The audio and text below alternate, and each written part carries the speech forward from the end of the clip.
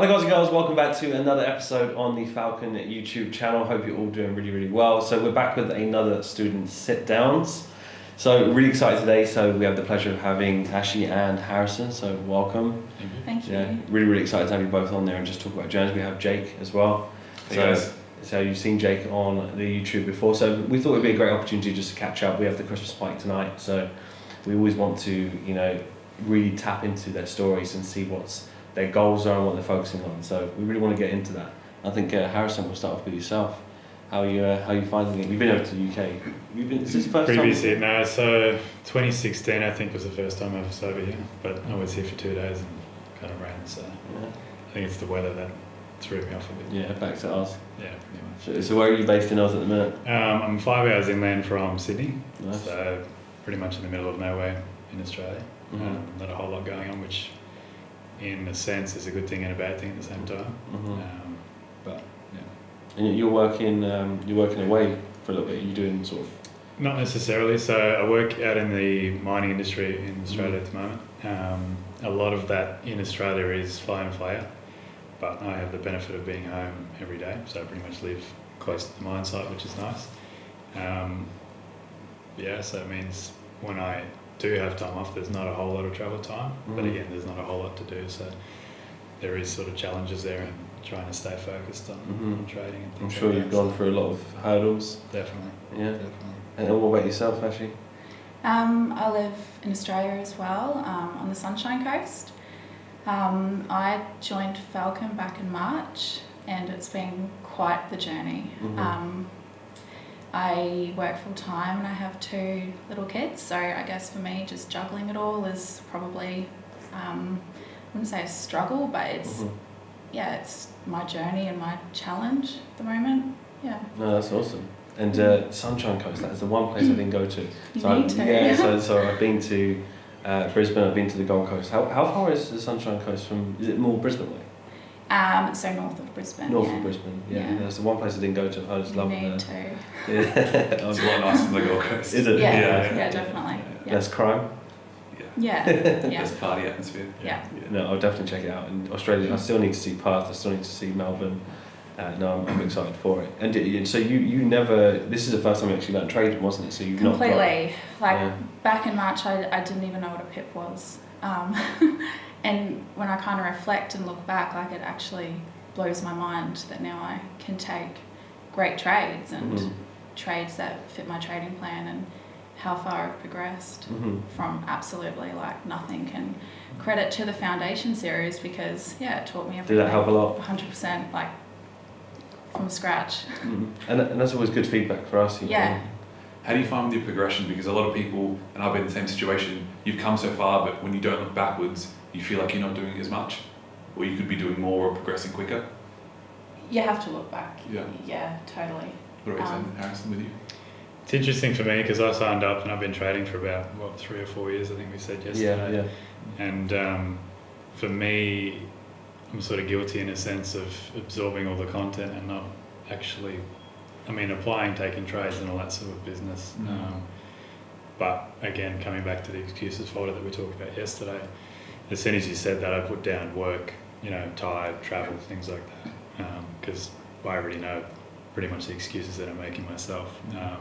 And it wasn't until I jumped on a call with Jake actually, and it's really good to have the coaches there sort of to bounce back ideas off, that you kind of look at yourself in the mirror and you're like, okay, well, I really need Needed a to small start kick up working. the arse. Yeah. Sometimes you need that reality check, and Definitely. having a mentor or someone there, they're not going to be your friend, they're going to be realistic. Which again, Not advice. it's not really helping anyone, No. beating around the bush. No. Just So that's why my style is very blunt, but it gets results because definitely. this is what you need to be doing. If you don't do it, then it's your own fault. So on the mindset, how do you, obviously being in a small town, it can be somewhat toxic and they have low level kind of thinking. How do you deal with that? Obviously trying to progress yourself, but being in a somewhat less optimal environment. From the start, there was a big shift in my mindset, in which I essentially pushed everyone away. But after sort of reflecting back, sort of, it's important to keep certain people around you to, again, look back and establish where you've come from and how you were previously in the past, and things like language and all that help with that. But for me, it's good in a sense now that I've developed sort of ability to be alone. It sounds terrible, like a hermit crab kind of situation.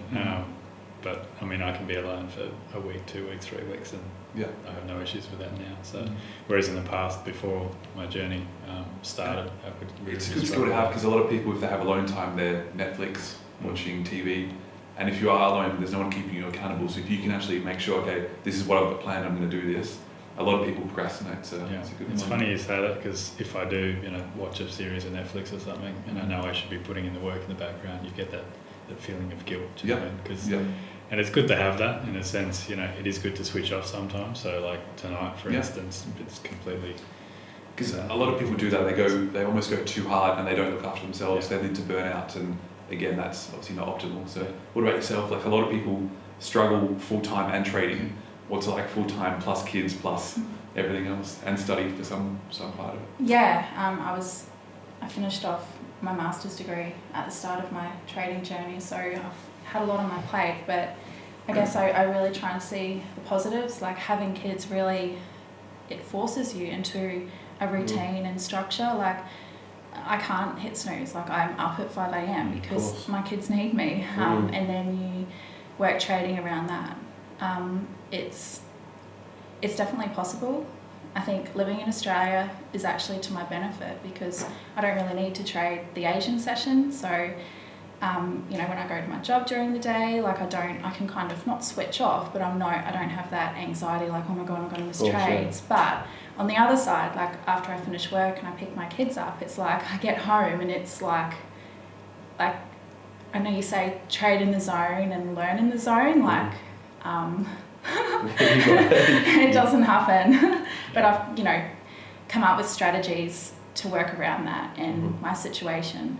And I think at the start of my journey, I started working with Jake like at the absolute beginning of my trading journey. I think we had our first call after my first month of trading live. So I think at the start I was pretty negative, like just kind of not like maybe a little bit down on my situation, not resentful, but more so like I just wish I had more time. But I think when I let go of that and I'm like, okay, this is my journey, my life, it is what it is. Like I feel like I started to progress more. So you adapted and you just realised you got to work with what you got. Like I think I've got to work so smart on my processes and like my forecasting, because when my kids are around, there is no trading in the zone at all. So I have to be really prepared. And I was talking to some people yesterday. I said like my daughter, she's toilet training. Like so when I'm like say 5-6 o'clock, which is pretty a key time for me, she'll be like, Mom, I need to go to the toilet. Like I have to drop everything that I'm doing and like deal with her, which that's my priority anyway.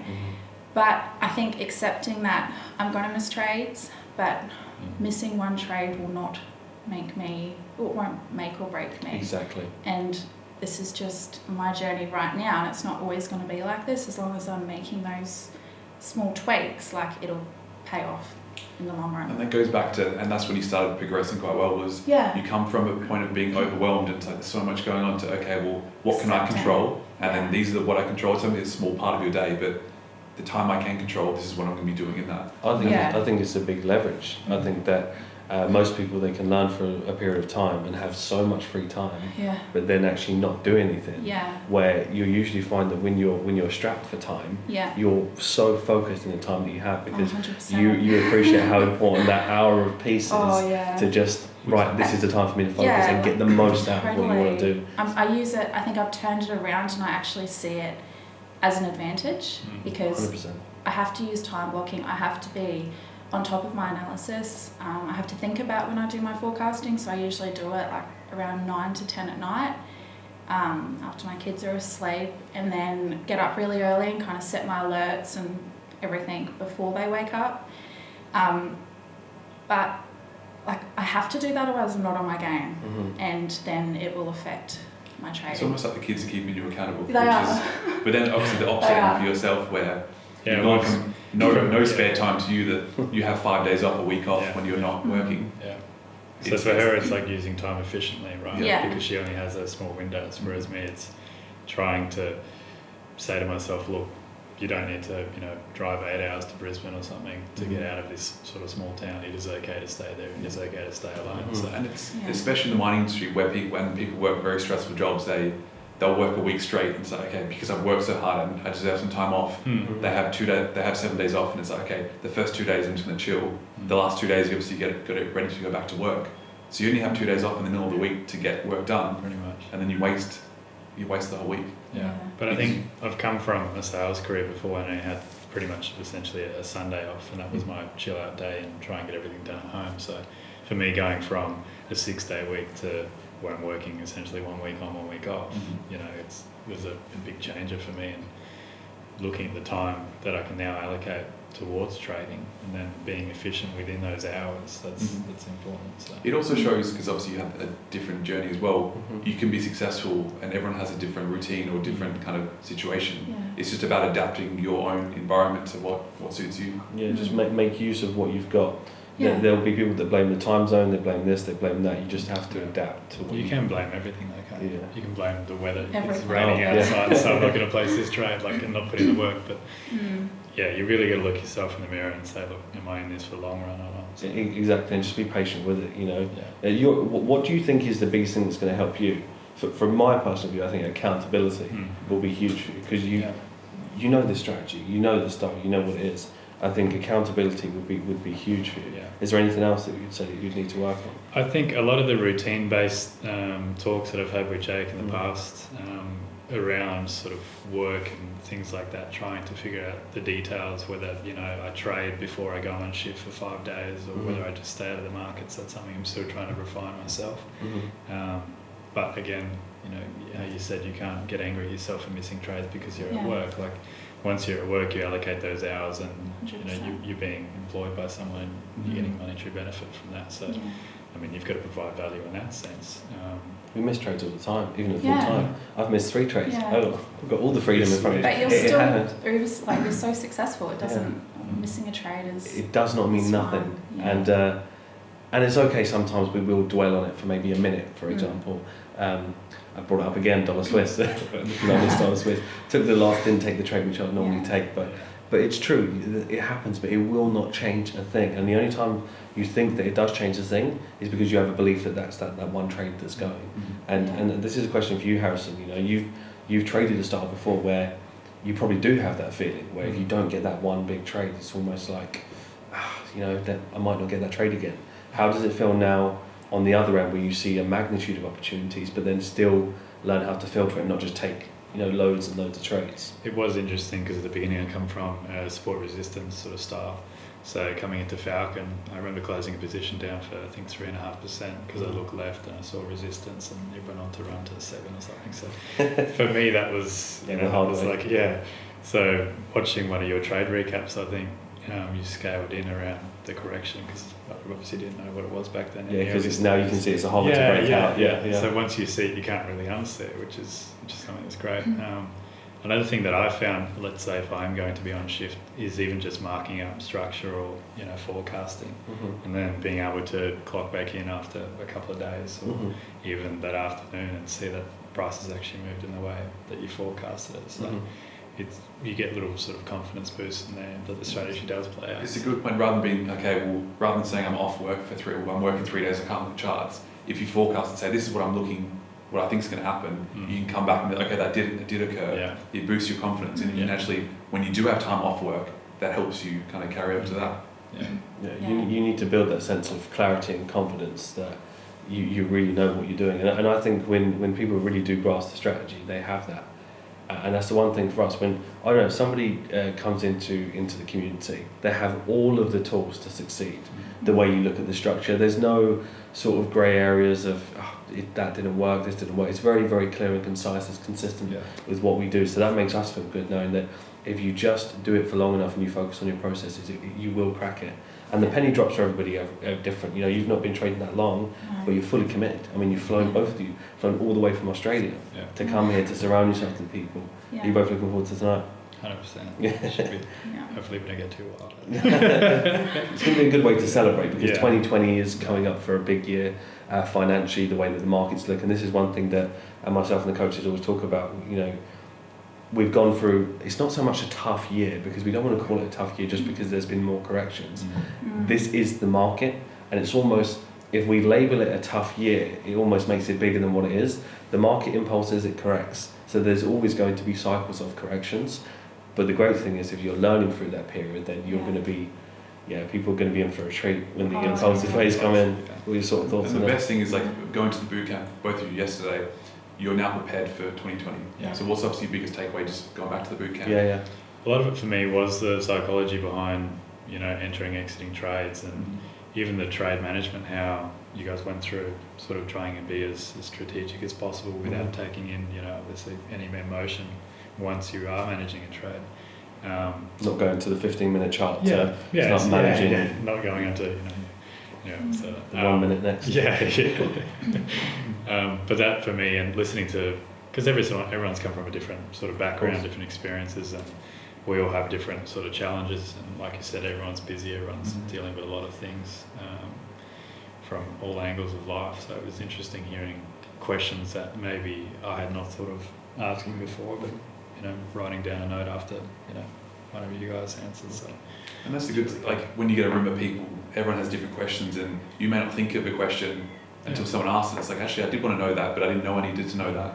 And that's what you take away from these in person. They're almost intense kind of like days. Pretty much, definitely worth coming out for. That's for but sure. what you need to do, obviously, you've had an intense day. Go back and reflect. Okay, what are the things I need to work on? Because you can get so almost hyped up by saying, okay, well, I've done all the work. I've gone to this day. Yeah. But it's like if you don't go and put that into practice, then you're really not going to get anywhere. Yeah, nothing matters unless you take action. That's why we said excuses folder, accountability. Those are the two key things, because that's something you can always look at. We all make excuses to an extent, and it may seem like a tedious process, but that time when you feel tired or you should have done something and you didn't, you go back to the folder and just see if it's one of those excuses, and at least that way you can actually take comfort in the fact that, look, I understand I made an excuse, and almost tally it.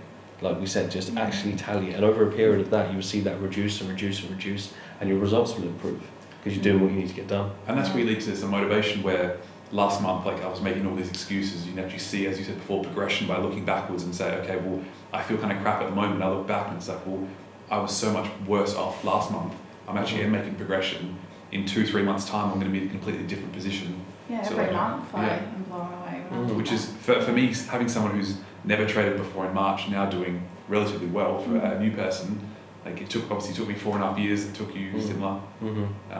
That goes down to like, obviously the content, but also down to work you're putting in. So people out there that are having these excuses saying they have no time, they just can't make it work, then again, it's just all bullshit. Yeah, and you all have the same resources.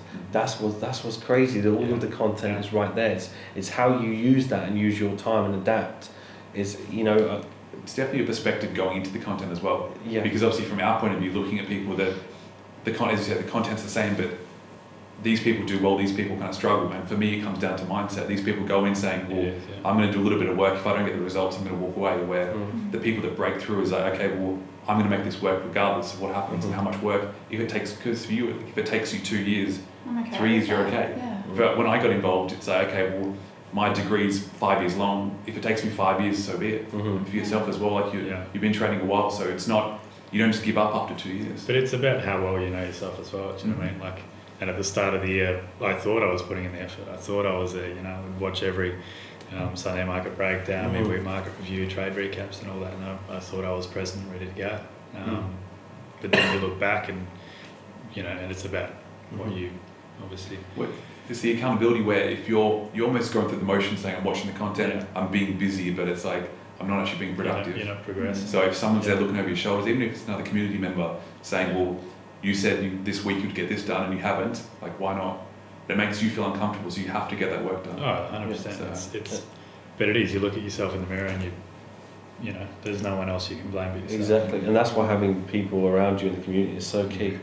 I was speaking to someone about this the other day. When I when I was speaking to Mark Brandon and Stephen Goldstein on the podcast, they said something really, really interesting about the institutional side of things and of why community is so important. They said that, you know, if you're trading a prop firm or something like that, right, and you're putting on lots of trades, or let's say you have a really bad day and it's like a much larger capital, you've got so many people to bounce off of that maybe have been in that experience where you can kind of just brush it off and move on. Where if you're just a trader on your own and you're in your room and you're just trading, what if you have technically a down week or something like that? If you've got no one to bounce that energy off or have that experience to relate to, say this is okay, this is normal, it happens, you go crazy. So he said the one thing that stuck out to them is that he said that because of course he spoke at the conference, the community, he's never seen anything like this of how together it is and how switched on people are, how committed they are. So that to us is really, really important. Because sometimes you see to kind of get it out there in the world, have a bit of an event, takes 2 minutes and say, okay, back to the drawing, like back to what I'm doing before. Where if you hold on to that, and a lot of people do hold on to that, it builds up in them and gets like bigger and bigger over time. And every mistake it just builds up and say, okay, it boils over at some point, and then some people quit, which is kind of sad to see. But you look at like what you were saying there about the community. You've got, you know, influences like friends, family that may not be as supportive, or, you know, they may have experienced a case in which someone lost money and broke a family apart or something like that. So from a point of sort of pain, they then inflict that on you, and you're getting challenged from all over the place. And unless you have those people to connect with, you know, it's nuts really that you've got like. I've never met Ash apart from yesterday, and it feels it feels like I've known them for ages. Do you know what I mean? Like, so. And that just shows you how do you both feel like what's your sort of thoughts on the community? Do you feel like it's supportive? Do you actually really feel it? Yeah, definitely. 100%. Yeah. And I think the community is growing in such a great way that, you know, we're all trading the same way, but we all has our own kind of unique twists on how we take the trades. And I think that's really good because, you know, we speak about this a lot. You cannot force a type of aggression or conservative type nature on somebody. If you're just naturally more conservative, that's okay. Yeah. And that's the great thing about it, because to try to idolize someone and to copy someone, it's just, you're going to force it. So you can suit it around you. You know, you've got your kids and things like that. You know, you can do it in a way that suits you. And I think that's the best thing about it. You just got to keep going with it, and it will click. It will do. Jake, anything else to add? No, I think we touched on some really good points there. But again, it comes down to these excuses, everyone has them, and if you get past them, that's where you really get successful. And we've seen it a lot this year. We've seen it massively this year where people just persist for a little bit longer. You know, it astounds me how many people that are almost on the brink of consistency, whether they have just a couple of % a month and they have an expectation that they thought they should be hitting, you know, 10% a month by now, and they overlook the amount of progression that they're making because they're just looking at that. I thought, you know, it was 2% a month, and if they're only trading a couple of £1,000, monetary wise, 2% means nothing. So they give up, not realizing that they're actually a very powerful asset. It's just in the making to get bigger and bigger and bigger. So if you look back over the podcasts of the people that have gone full time, they struggled just before they went full time. You always find the biggest struggle just before you break through. Right before, it's almost like that tipping point, and it's the final test. And you may have had that with other goals you've had, where you have this final test, and it's like, okay, if you pass that or get through that, then obviously you get your goal. So it's just kind of a reality check, and a lot of people get so close, and that's why the book 3 Feet from Gold is a really good example. Some people get so close, then it's like, oh, it's too hard, and walk away. So that's it, persistence and just focus. But no, really appreciate you both jumping on this. I'm sure it's the first time we've done something like this. No, but it's really good to hear the stories and things. And again, I think it goes without saying that even just the commitment to come to the other side of the world, to surround yourself with like-minded people, it's going to be a fun night. Should be good. Yeah, looking forward to it. Yeah, thanks again, guys. Thank you. We hope you enjoyed this episode and, you know, gaining more and more insights into people within the community, and you see the level of focus and commitment. And the biggest thing that I would love for you all to take away from this is just that do what you can regardless of whatever situation that you have, and make it happen. And if you've got enough why behind it, you will make it happen. I can never tell you when it's going to happen, but you just got to keep going forward, and success is inevitable. But have an incredible weekend, and speak to you soon. See you guys. Thank you.